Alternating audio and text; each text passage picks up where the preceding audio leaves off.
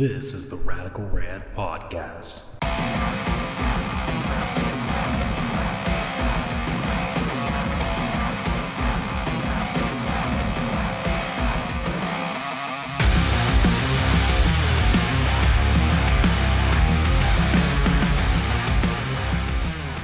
Hello everybody, welcome to the Radical Rant Podcast for August the 4th of 2019. Adam aka CSRadical here with you guys. As always, apologies for not being here last week. I was quite sick, unable to really speak without A, sneezing, B, coughing, and C, not sniffing into oblivion.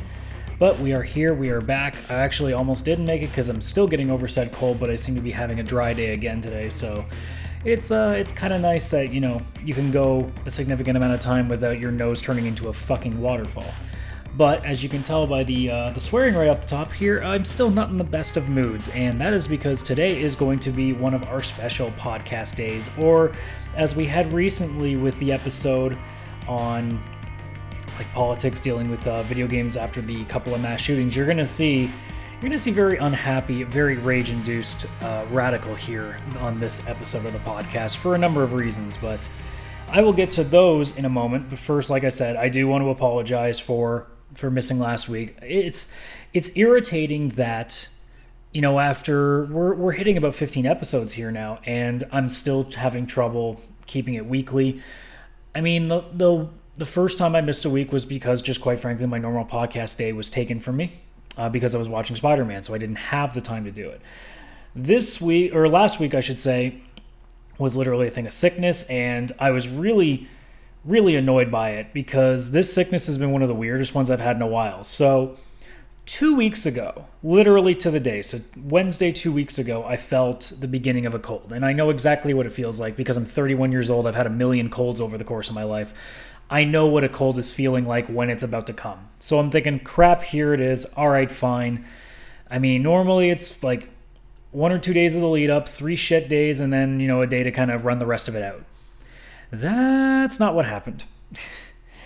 5 straight days of lead up.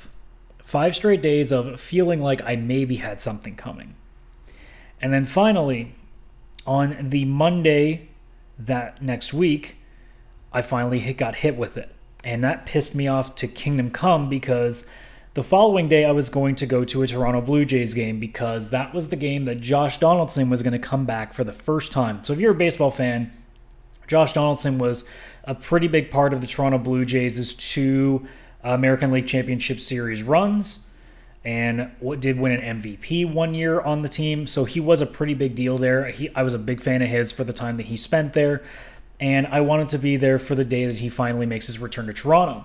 And knowing that I was really sick on the Monday, the day before, pissed me off to no end because I'm sitting there thinking 5 days I felt like I might have had a cold coming and nothing. And now all of a sudden, a day before the biggest thing that I wanted to go to in sports all year, and here it is all of a sudden. So I was annoyed. I wake up Tuesday morning though, and I'm completely fine. Once I basically got up and did my usual routine to get cleaned up, I didn't feel much. Everything was gone. And I went to the game, literally no problems all day. The following day happens, I play a doubleheader in my rec league. Late at night, it was a little bit chilly, but I felt still pretty good. Then Thursday rolls around, and bam, it's like it's Monday all over again. And I'm sitting there being like, what the fuck is going on here?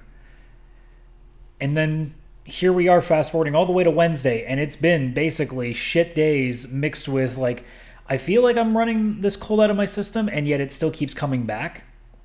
I'm wondering if my work has maybe the dust is kind of accentuating it, because now that I'm here again on my day off, it's actually not too bad. I'm lucky today too. As I'm recording this, there's no construction going on outside, so the noise is down. So I'm taking full advantage of that too. But I mean, it's been a really annoying 2 weeks for my cold, and because of last week, the Tuesday night I was at a baseball game. The Wednesday it was a deal of I couldn't record because of construction, and then I also couldn't record that night because I was out because I was playing baseball. And then by the time we hit Thursday, I had a shit day at work on the Thursday, so I had no instinct to want to do anything. And then by that point, if it's Friday and I still haven't recorded, my brain's like, there's no point, because if any news comes in, it's probably happened by now. I don't want to have a day where I literally have nothing to talk about. And it's the same thing with the Spider-Man the week that I missed because of Spider-Man, because again, like, I was afraid that if I recorded a podcast on Friday or Saturday, like, by the time the next one would roll around on the Wednesday, I wouldn't have much to talk about. So I wanted to avoid that. So that's why I wasn't here. So originally with this podcast, there were a few topics that I wanted to talk about, and I still will, but now I'm coming at it from a more of a direction of being a little bit miffed. Today has been a very frustrating day. So because of the construction of my apartment, the mailbox at the front door is blocked off. So I got a note saying that I need to go to my post office's local sorting facility to get my mail. And just to be sure, I sent in a service ticket to kind of double check this, see what my steps were. And they told me, hey, you go to the security checkpoint there at the sorting facility. You tell them why you're there. They'll ask for some identification when you get there, and they'll send you to where you need to go. So I get there this morning, and the security guy literally has no understanding of why I'm here. He kind of says, well, you might need to go to this door, and that's all he gave me. So I'm like, okay, fine. Like, I mean, even if it's not the right door, I'll figure it out, because I mean, they must have signs up if they're gonna have people that come here that aren't employees of Canada Post.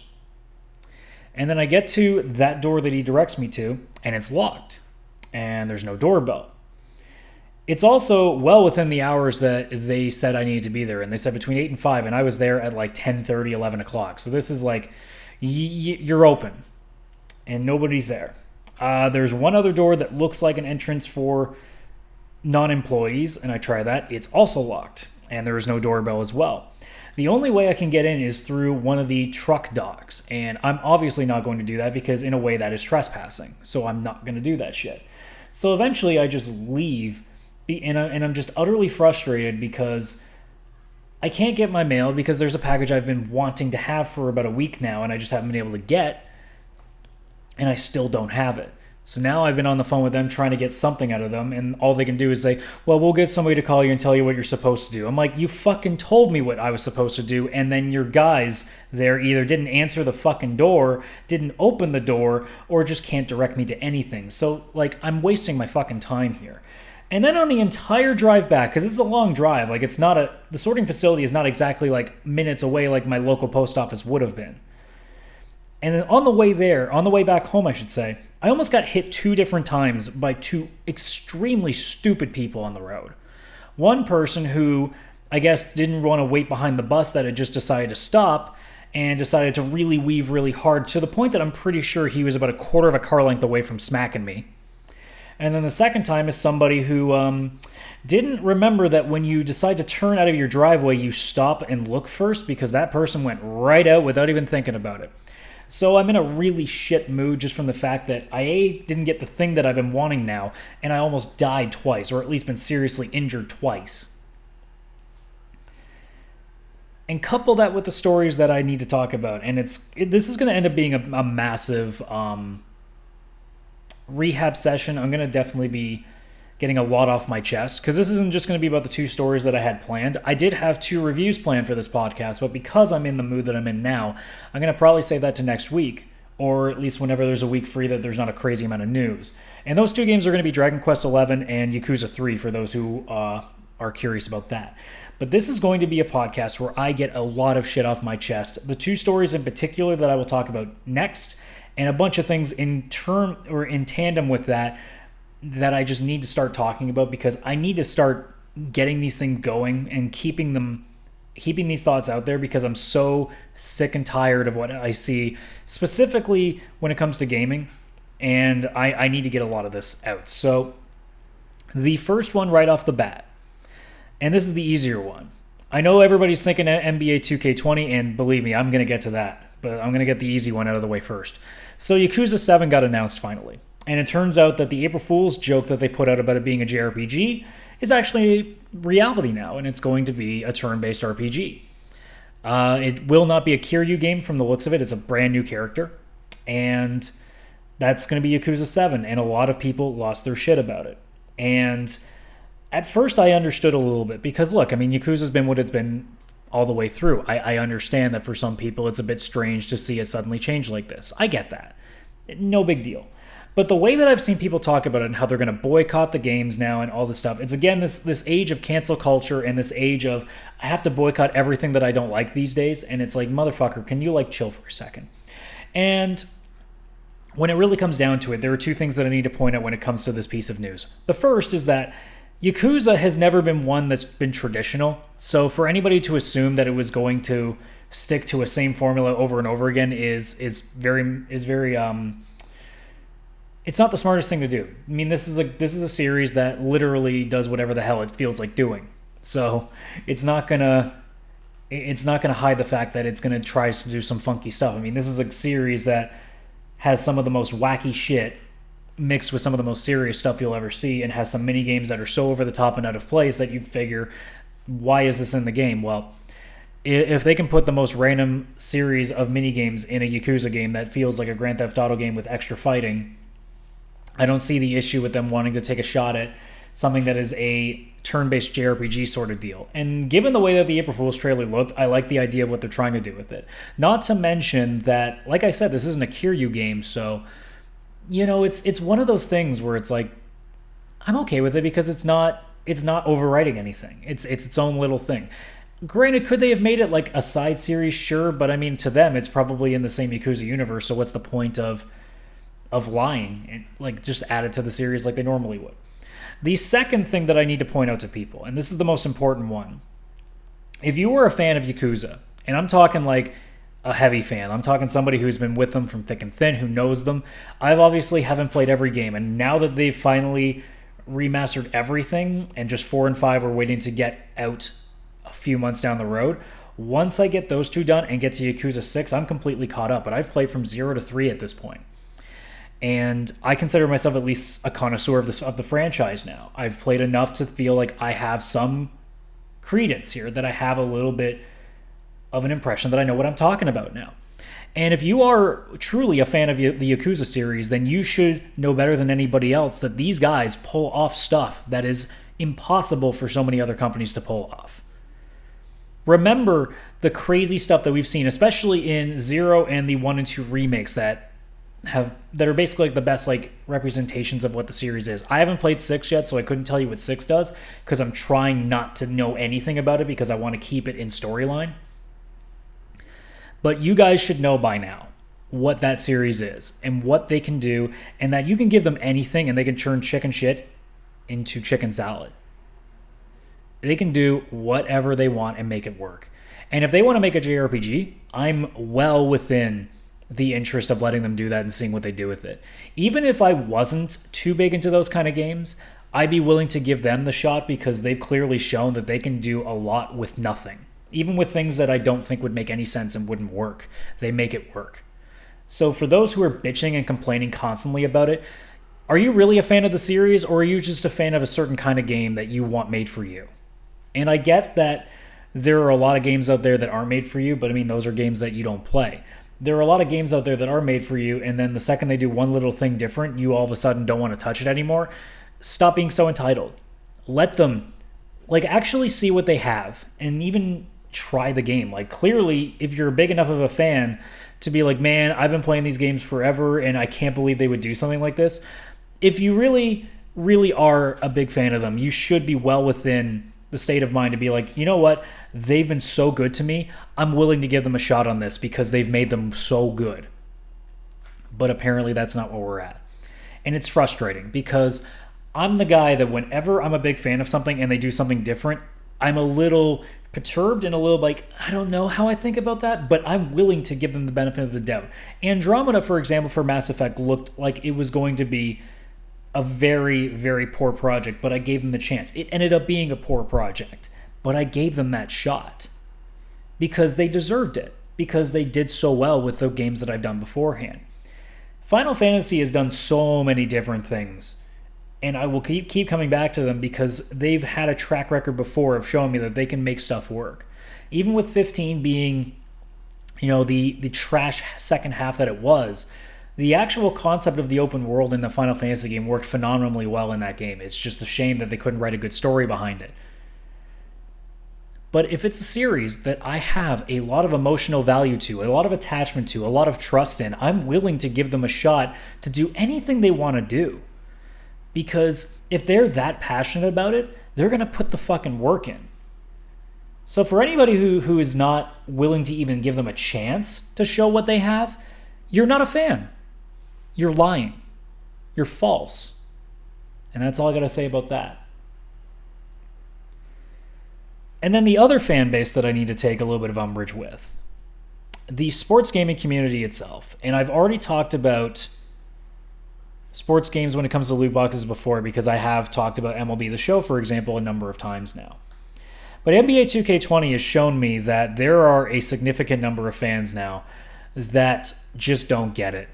That just don't fucking get it. So the trailer for My Team came out and shows a bunch of casino-looking minigames. I am well aware, by the way, that these games do not cost money to play. These are things that you get from the in-game currency. Now, as far as I know, you might have to spend money on that currency. We don't know at this point. But it sounds like it's stuff that you do with the currency you earn from the game. And if that's the case, cool. But here's the problem. This is a game that is rated E for everyone, which means it's for anyone, especially those that are children. That game, regardless of what you want to say about it, has now shown simulated gambling in that game. There were slot machines in there. There were prize wheels. There were games of chance. Like that one little weird like Plinko board, it looks to me like you don't control the ball. So it's all chance, just like the loot boxes are. And in this case, I guess you can make a case that loot boxes are simulated gambling. I believe that they are in some form or another. They are gambling, but if that's the way the ESRB wants to put it, fine. But in this case now, we clearly have simulated gambling. We've had Pokemon games have these casino-like things, and they've had to be rated T for teen because that's what it is. It's simulated gambling, regardless of whether you put real money in it or not. That's why it's simulated. And they do this in this game, and it's not rated T for teen. And people like Angry Joe have been really at the forefront of it. And I've seen a lot of people comment in defense of NBA 2K. And the stuff that I see sounds more like they've given up and just accept it. And to that I ask, like, what fucking weak, feeble-minded piece of shit are you? That you can't even stand up for yourself and say, look, motherfucker, I don't want to pay money for a digital fucking baseball card. Or a digital fucking basketball card, football card, hockey card, whatever it may be. I once put money into MLB The Show, and that's because I pre-ordered the game and got an extra deluxe version that got me extra packs, but it was mostly so I had a little bit of the currency to go in ahead of time so I could play the market from day one and not have to grind it a little bit. That was my plan. But I think it was a 50 pack. And in that 50 pack, I pulled nothing. Literally, like, I pulled a few golds, which is not even like a good tier card and really in the long run. But I didn't pull a single diamond, which is the highest tier. And it's from an 85 overall and up. And I didn't pull one in 50 packs. And I know what 50 packs cost. And if I can spend as much as I could on a 50 card pack, or 50 pack bundle, I should say. And I can walk out with nothing. What am I doing?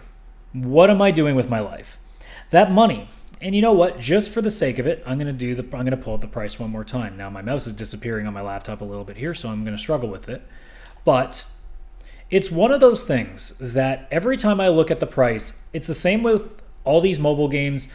Like, I'm currently playing a lot of Destiny Child right now, and I look at what it costs to buy anything in that game, and it's like $50 for really anything. And you look at what it gives you, and it's worth nothing. It's nothing. And people expect you to pay this shit. And people actually pay it, which is even more frustrating. So, let's see. A 50-pack bundle is 75,000 stubs. Now, to buy that with the currency, as I slowly work my way here on a touchpad, which I'm not very good with, 50,000 or 75,000 stubs. So here's the example right here. This is 67,500 stubs. This isn't even quite there. And it's $67 Canadian. So you could basically say that it's $75 Canadian to buy a 50 pack. Now remember what I said, the 50 pack that I got in my pre-order didn't get me a single diamond card, which is the best tier. So I could spend the equivalent of the money I paid for the game itself and not get anything from it. Anything of real value. At least in value to the game. Because it doesn't carry any actual monetary value at all. So you're telling me that you're okay. And this is what I said before when I talked about the prices for microtransactions like this. Are you seriously okay with the way that they price these things on you? Because if you are, you're a fucking idiot. Because you can't even do that basic math. I literally can spend the exact same amount of money I spent on the game itself at launch on a pack or on a bundle full of 50 packs and not get a single good card in it, and you think that's okay. I said it before when I talked about, say, the Don Machi mobile game where you can spend money or you can spend the currency and at least are guaranteed one of the highest tier from that themed pack. At least it's willing to say, hey, you're going to get something. MLB The Show or any of these fucking games will tell you that you get something. Like now, the MLB packs, like they come out with a pack, it's like, oh, well, look, you're guaranteed at least a gold in this pack now. It's like, golds don't mean shit anymore. At this point in the game's life cycle, a gold means nothing now. You need to be telling me that this pack guarantees a diamond, otherwise there's no reason to buy this pack now. Because the odds are never in our favor.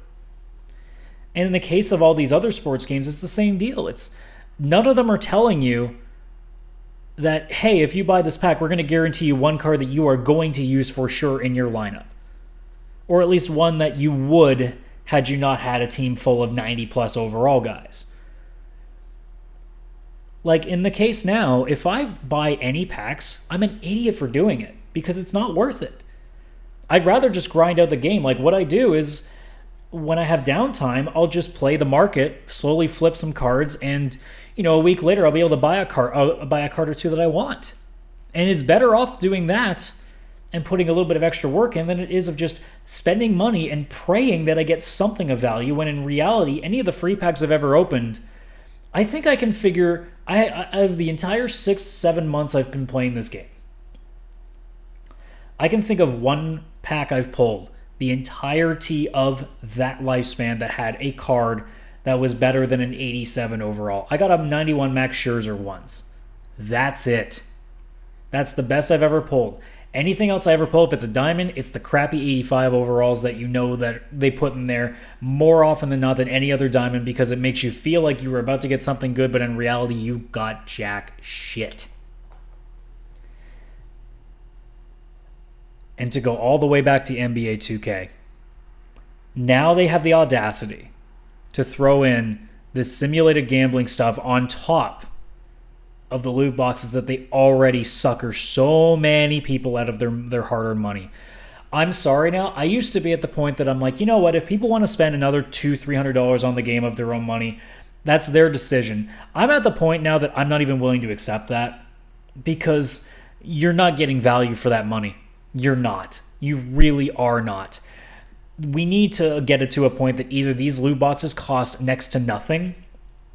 As far as I'm concerned, a 50 pack, given what I get out of those packs, should cost me at most $10. $10. That's it. If it's more than $10, it's fucking worth nothing. And when it comes to all these microtransactions, the only way we're going to see the games be what they are and what they're supposed to be and what they used to be for that matter is by either taking out these loot boxes completely or making them so that they're not making nearly as much profit as they would on it. Because that is the big factor. Because Madden, FIFA, NBA 2K, and all these games are making the money hand over fist over digital cards that are already on the fucking disc. Especially the ones at launch. And for all we know, they might actually be on the disc already, these ones they keep bringing up. I don't know, maybe all these headliner packs that MLB The Show keeps propping up have been on the disc the whole time. They've just been suppressing it. I don't know.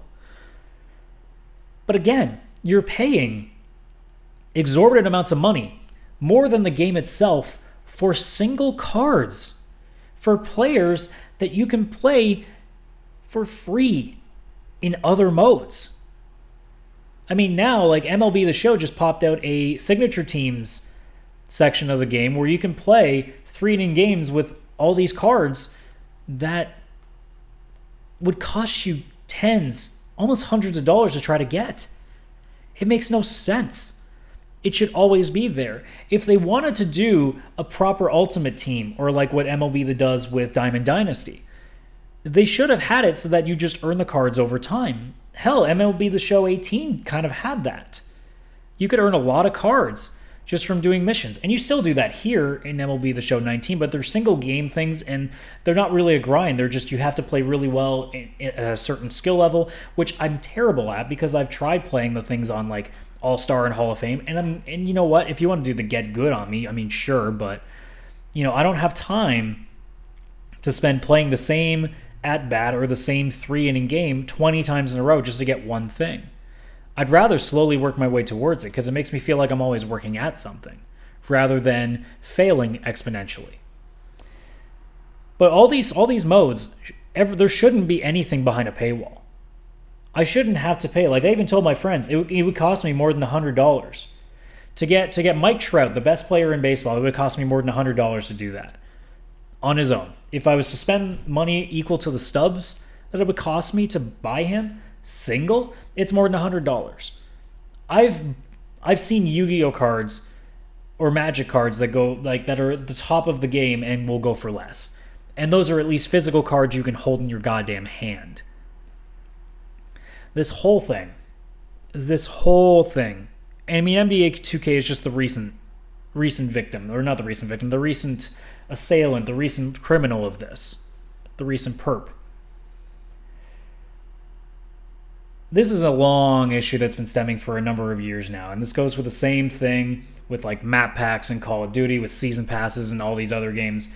And on the VCR podcast with my buddies Vish and Chris, I do plan on taking a good episode to go through that in full and really, really hammer that shit out. But for today, it's quite frankly this. If I'm paying $70 for a video game, if I have to pay more than those $70 to get something I want within that game, then you fucked up. Then you've done something wrong, and you need to be taken to task over it. And the idea that people not only are okay, but welcome it and are willing to defend it, you are part of the problem. And I've seen some of the responses say from, like, Angry Joe did his recent newscast and had a few comments appear that showed what some of the people were saying to him. And if those are legit and not troll comments, those people need to be fucking ashamed of themselves, because that is exactly why EA Sports has done what it's done for as long as it have, and now 2K is doing the exact same thing when they used to be the best. They used to be the best when it came to sports games, and now they are at the bottom of the fucking ladder like EA Sports has been for about 10 years. MLB The Show 19, I will defend to an extent. The packs are a waste. The packs should never exist, but they still are there. But at the very least, they make an effort to make free content that is actually engaging. And they continue to put in good content. But they still make the mistake of charging way too fucking much. Even if they cut the prices in half, I'd still be like, no, that's not good enough now. And I used to say that. If they just slice it in half, I'm now at the point that, like, half is the starting point. That's when I'm willing to talk, is if you cut it in half, then we can talk about what we can do to make it better. But until you at least cut them in half, there's no conversation to be had. You're overcharging for literally nothing. Because that's what this is. As someone who's been playing these games for years now, Diamond Dynasty literally is a nothing mode. It's just a nice thing for collectors. It's people that have a little bit of a OCD sort of thing, and, like, you know, having full collections and keeping things nice and orderly. It's nice. It really is. It's a cool idea. But in practice today, it's a shit idea. And it's an idea that is taking money out of the pockets of a lot of people.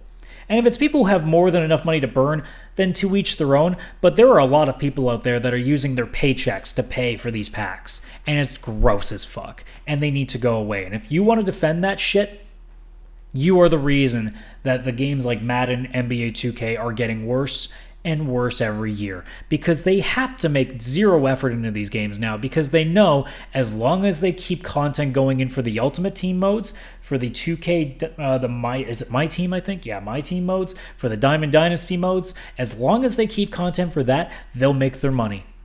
Because even if their game sales go down a little bit, there will always be the suckers that will throw another $500 that will more than equal out the people that aren't buying the game anymore. So stop being part of the problem and start fucking doing something about it. Because if you can't stand for yourself now, you sure as shit won't be able to stand for yourself when they're charging you $70 for a game that literally has no changes to it except for the roster. Literally no changes except for the roster. I know it's the running joke now, but it's going to get to a point where that literally is what the game is every year. So get off your ass and say something. Stop defending them and fucking think for half a second before you go and take shots at people who are trying to help get these games back to where they were 10, 15 years ago. And I'm not done with you, sports fans. In the last few weeks, have been watching some of the MLB 19 streams because they give away free stuff over Twitch. And I also just keep up because sometimes I have downtime and, I just want to see what's coming out. So I'll watch. And every time they put a player down, I usually see this. I see people bitching constantly, saying, "Oh my god, that one's trash. I would never use that. Brr, why aren't they doing this for my team? Oh my god, why hasn't this player been added in yet?" Sports fans have got to be some of the most entitled fucking player bases I've seen in a long time.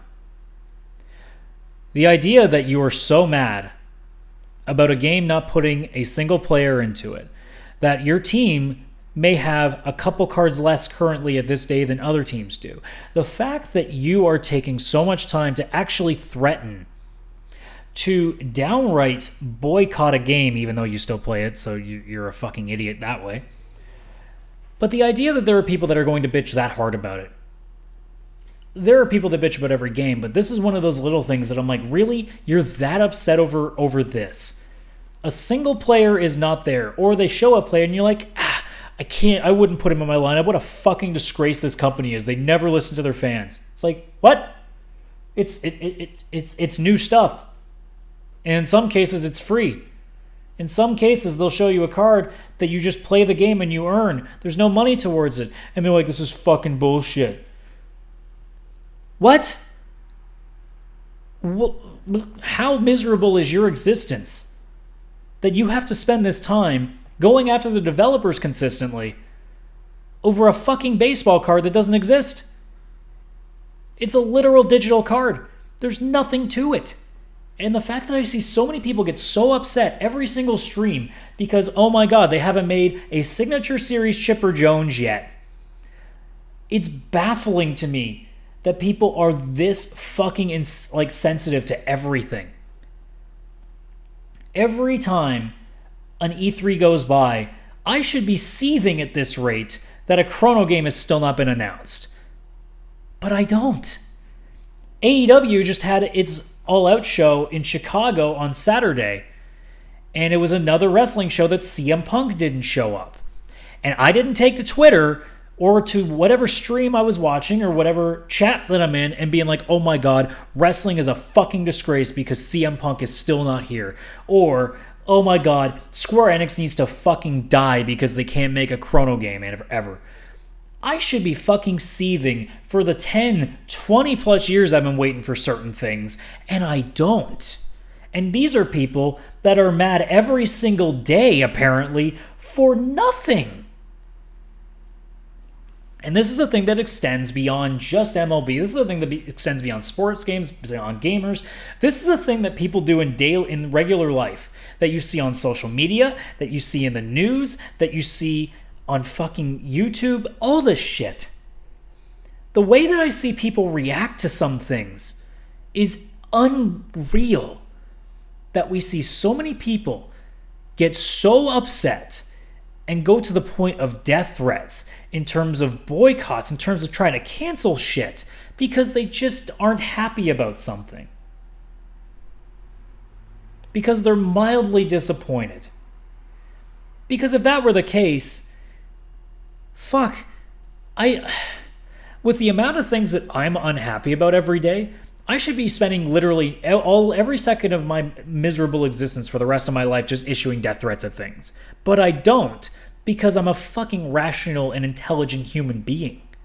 Every time I hear somebody be like, oh, I got death threats about this thing, and I'd be like, now it's to the point that I'm not surprised, but it's still in the back of my mind, I'm thinking, really? That was worth a death threat? Every time. I don't understand what is going on in this day and age anymore. I'm in the thick of it, and I still don't get how we went from the age of just mild disappointment and a little bit of rage here and there to literal death threats over the most insignificant things, to literal boycotts of games, films, TV shows, anything, over the most insignificant fact. I mean, we're just coming back from people deciding they want to boycott Insomniac's Spider-Man games on the PlayStation just because of what's going on with the films. And I'm sitting there being like, did you think about this for half a second before you came to this conclusion? I don't know what it is anymore. I want to, the only thing I can figure is that social media has become such a form of extremism that people just figure they have to say the worst thing they can think of just to get any traction. And it's one of those things that I can't come to grips with, because I'm the guy that wants to think that we are better than what we are, but it's every passing day I seem to be getting closer and closer to the point of view that I'm just like, fuck. Maybe we are better off if we're just extinct, because we clearly show that we can't handle basic things anymore.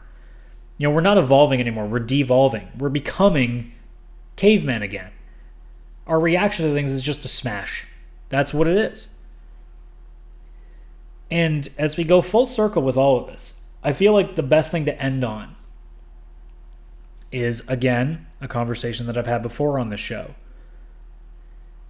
But I am so fucking tired of the console war. I said this when I was at Con Bravo. I didn't have as much time. I straight up said at the end of the panel that I did there for gaming that I don't understand why we are so hell-bent on playing teams when in reality, if we come together, gaming as a whole will always be better. So this is a more extended version of this. I have been on different teams, if you want to call it that, for my entire life. I started out with the Sega Genesis. Went with the Super Nintendo after that. Went to N64. Then went to PlayStation 2. Then went to Xbox 360. And now here I am at PlayStation 4.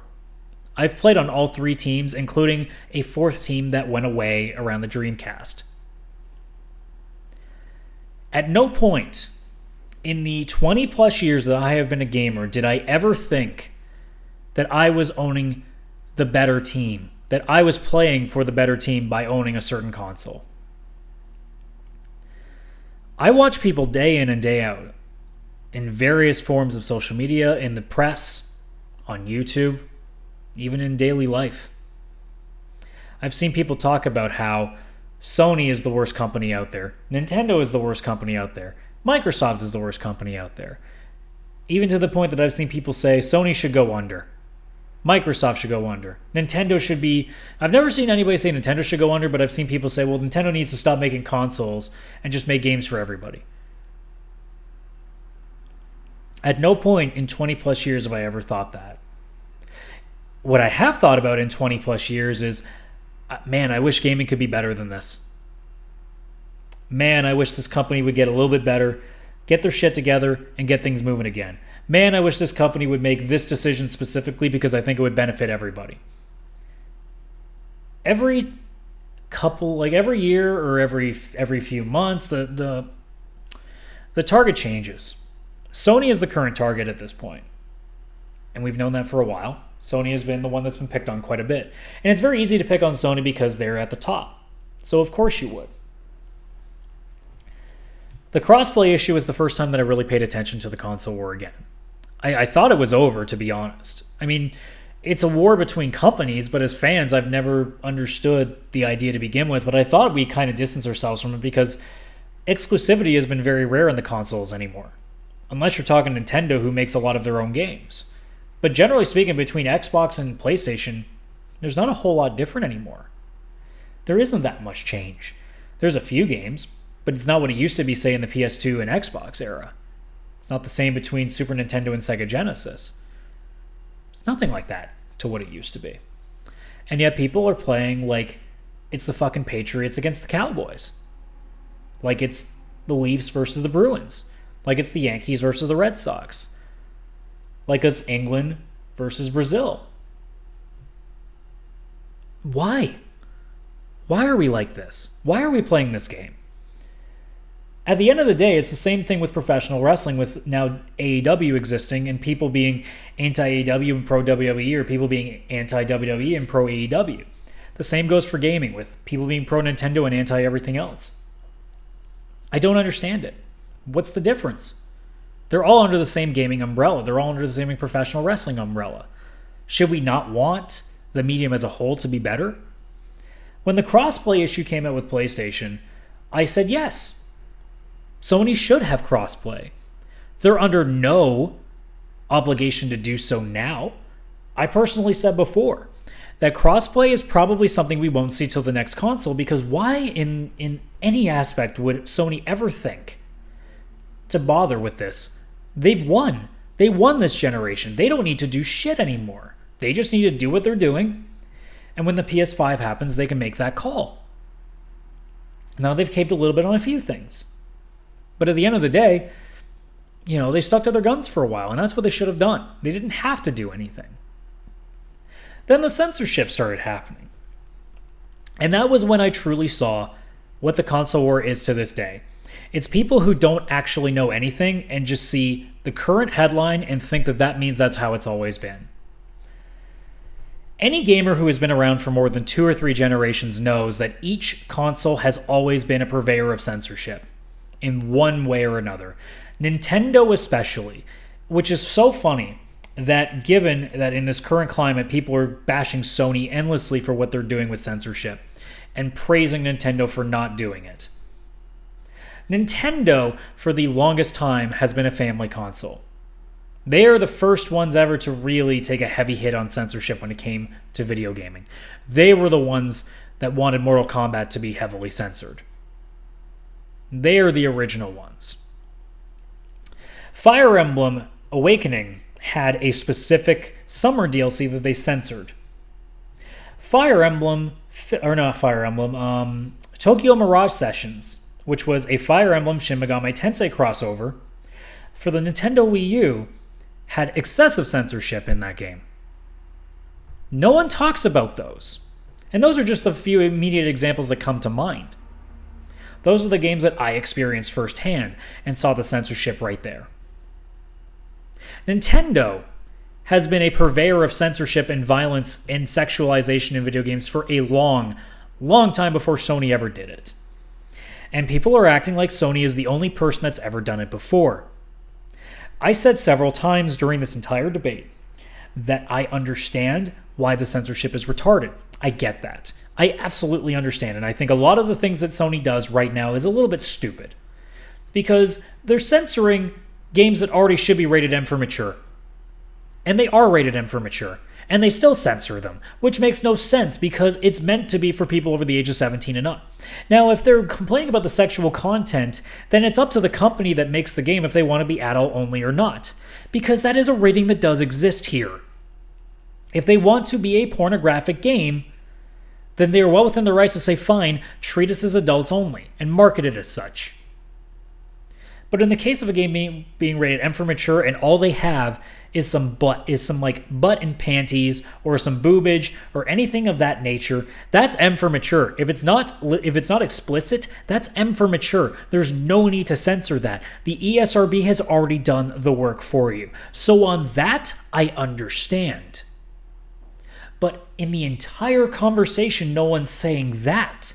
No one's saying that, hey, don't censor games. Like the ESRB's done it already. People are just saying we need to stop ever playing Sony games ever again because they're censoring the titty visual novel games, because they're censoring those specific kind of games. Let's not play all the other games on the console because of these few examples. No one said that when Tokyo Mirage Sessions got censored.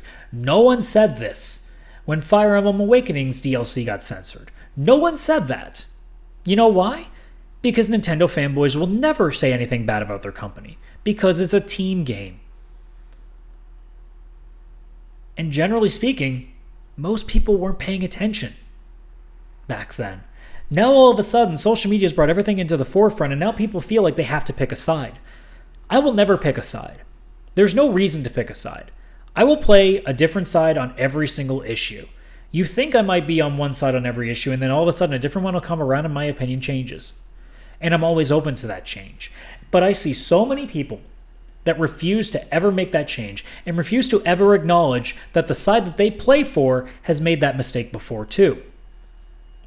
I've had several conversations with people where I've said this very thing, that Nintendo used to be the censor-heavy company. In some ways still are. And they will never acknowledge that point.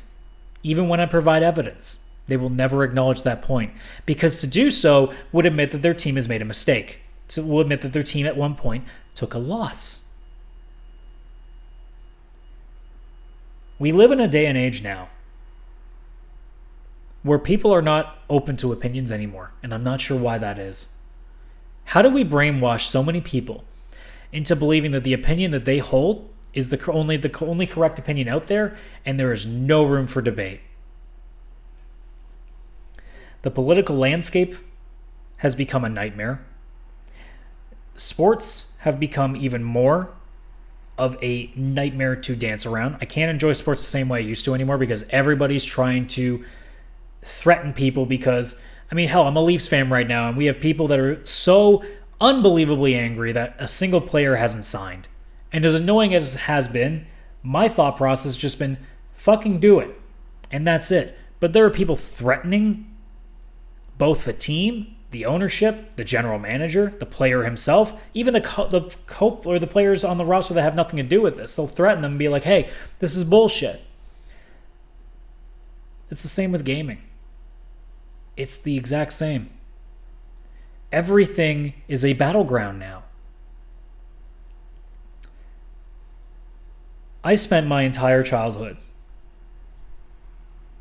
my entire fucking childhood, playing video games just to forget what my daily life was bringing to me. I spent my entire time in elementary school being bullied. Not a single day was good for me.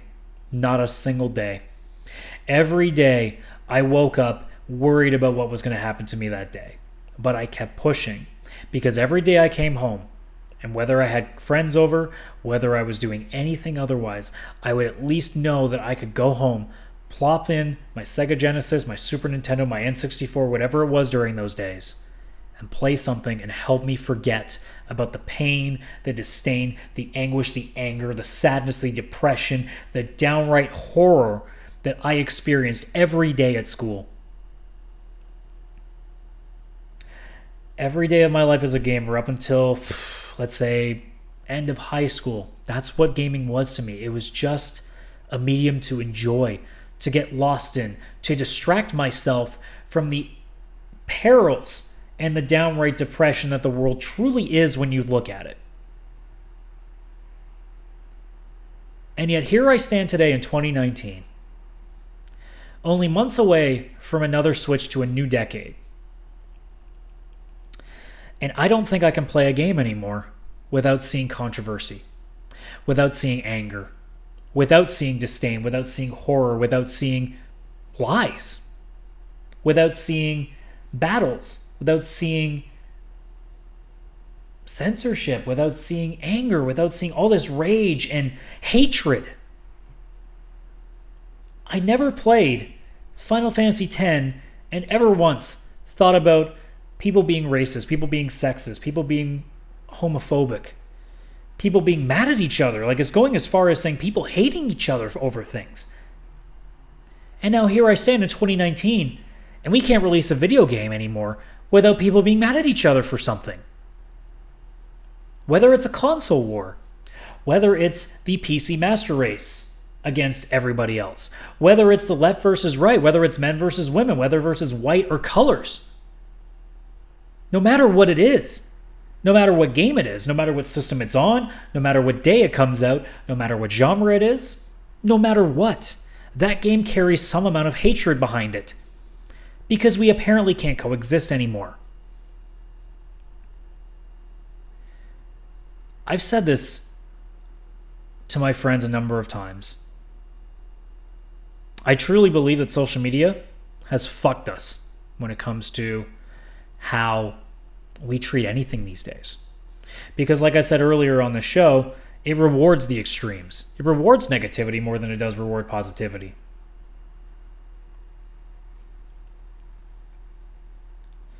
We need to come together and overcome this. I'm tired of reading story after story about what this game has in it, or what they don't have in it, or what this developer said 5 years ago, or what this game from this series did 15 years ago. I don't care about any of that. I don't care what the developer does in his or her spare time. I don't care about games they've made in the past, what they may or may not have had in it. What I care about is the game as it stands. What is going on with the game that we are playing? What is going on with the game that we are waiting for? Is it going to be worth something? Is it going to be fun? Are the characters interesting? Is there a story that we should know about? Instead, we're spending more time worrying about the politics of it. And as somebody who was deep in on the political landscape for a couple of years ago, I don't want to be a part of that ever again, because all it did was bring me hate. All it did was bring me depression. All it did was stress me the fuck out. And we are turning this medium that used to be the antithesis of depression. It was the one thing that I am positive kept me from any suicidal thoughts as a kid. When so many stories come out today about these kids taking their lives at 11, 12, 13, 14 years old, I stood at 11, 12, 13, and 14 years old, never relishing the thought of that, because I was so looking forward to that next game that I was going to get to have my hands on. Because I knew that as soon as I plugged that sucker in and started getting lost in that world, I would forget all about it. And now today, no game exists without carrying something behind it.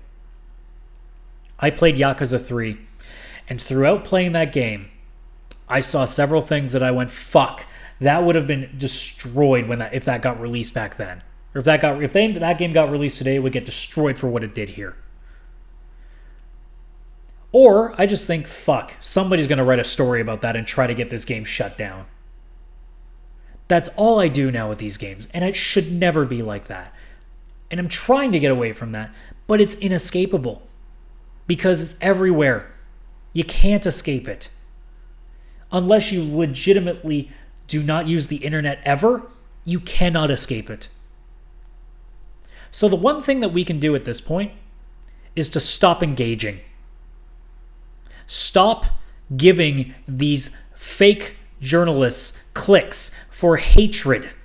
Stop giving YouTubers who clearly are just trying to create more hate. Stop giving them views. Stop liking tweets. Stop retweeting them. Stop commenting on them. And especially if you're the one that is talking to them, stop threatening them, because you only serve to give them more ammunition. I have said several times before, I disagree vehemently with what people like Anita Sarkeesian and Zoe Quinn have done. But one thing that I do not do is give them more ammunition by yelling at them, by threatening them, and certainly by not even engaging them. I will never make a video about those two as long as I can.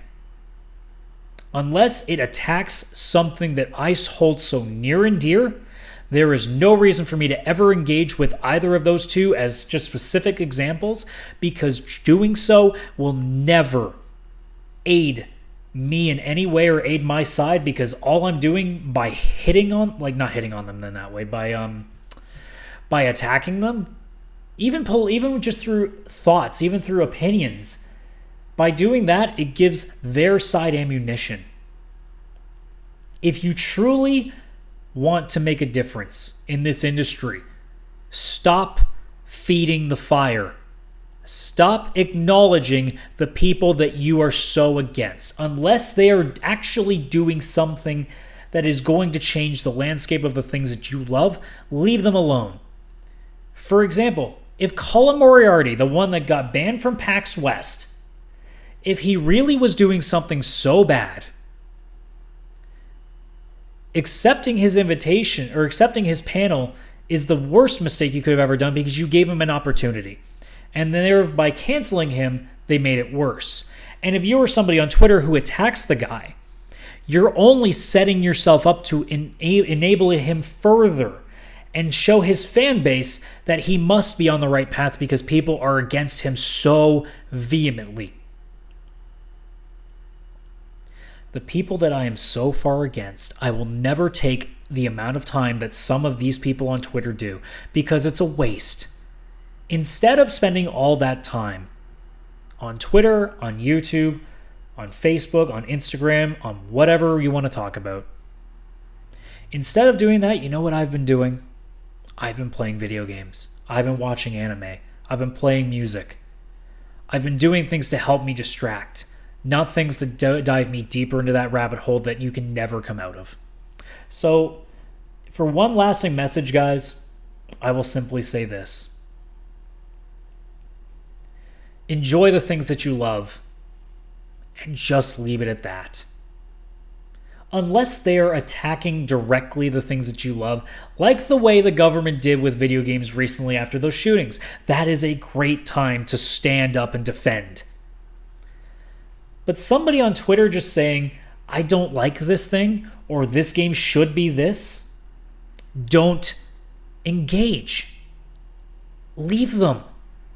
Because silence is the best way to tell them that their ideas, whether they are right or wrong, are not worth shit. So with that being said, that's going to do it for this week. So, as per usual, like the video if you enjoyed it, subscribe to the channel if you want to see more content. You can follow me on Twitter at CSRadical. And you can also check the website at csradical.com, although pretty much everything on there is the videos. And when it comes to commenting on this video, say what you got to say. I need to hear whatever you guys got. This has been... It's been nice and at the same time frustrating just because, again, it's reminding me of the things that I'm getting so tired of talking about. And so tired of reading. I just want to enjoy games. I just want to enjoy pro wrestling, sports, anime, music, films, TV, all that stuff. I just want to enjoy it. And we apparently can't do that anymore. There's always got to be some negativity around it. And I hope that even if this reaches one person and they just go, you know what? Maybe I should stop engaging all the time. I used to do videos against people all the time that were responses, and I also engaged in a lot of people that I never really engaged actually that much because social media engagement has never been my forte. I've never really done it that much. But I would watch a lot of content from people that were just fueling the fire, that would just make me angry. You know, and I don't have a problem with any of these guys, like a Ben Shapiro, a Tim Pool. But so much of what they talk about just makes me mad. Because it reminds me of the things that in the world that I think are so wrong.